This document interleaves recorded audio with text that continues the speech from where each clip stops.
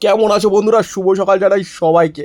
তোমাদের কিন্তু আগেই বলেছি আমরা কিন্তু হোটেলের মধ্যেই কিন্তু রান্নাবান্নার আয়োজন শুরু করে দিয়েছি। হোটেল রুমটা কিন্তু আমাদের পুরো নিউ দীঘার পাশেই, অর্থাৎ জাহাজবাড়ি যেটা বলে তার ঠিক পাশেই হলো টেলিফোন এক্সচেঞ্জের মধ্যেই কিন্তু আমাদের হোটেলটা। যাই হোক বন্ধুরা, সকাল সকাল কিন্তু আমার মা আর কাকি কিন্তু রান্নাবান্নার তোড়জোড় শুরু করে দিয়েছি, কারণ সকাল সকাল রান্নাবান্না করে তারা পিছিয়ে যাবে। যাই হোক, সকালবেলা দেখি যে ডিম আলু সিদ্ধ হচ্ছে। এত ডিম কার জন্য?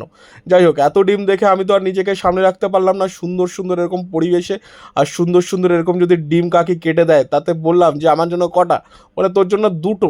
কিন্তু আমার একটা এক্সট্রা ডিমান্ডে আরও একটা ডিম বেড়েই গেল, ওখানে আমার জন্য তিনটে ডিম চলে এলো।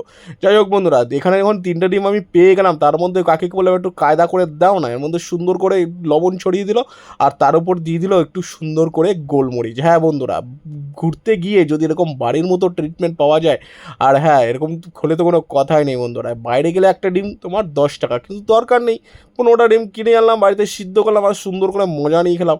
তার মজাটাই যেন আসল। যাই হোক, এবার ডিমের মধ্যে লবণ আর ওদিকে গোলমরিচ ছড়ানো হয়ে গেছে। এবার আর আমার হাতে নিতে বেশি দেরি নেই, হাতেও তুলে নিলাম আর গিয়ে টেবিলে বসে পড়লাম। না না, টেবিলে বসিনি, এখানে বাইরের যে দৃশ্যটা তোমাদেরকে প্রথম দেখালাম না, সেখানেই চলে গেলাম, অর্থাৎ ব্যালকনিতেই চলে গেলাম। ব্যালকনিতে গিয়ে সুন্দর করে পরিবেশটা দেখতে দেখতে কিন্তু আমি একটা ডিমের উপভোগ নিচ্ছিলাম। আহা হা, সেই লাগছিল। যাই হোক বন্ধুরা, আমি ডিমের উপভোগ নিই, তোমরা দেখতে থাকো।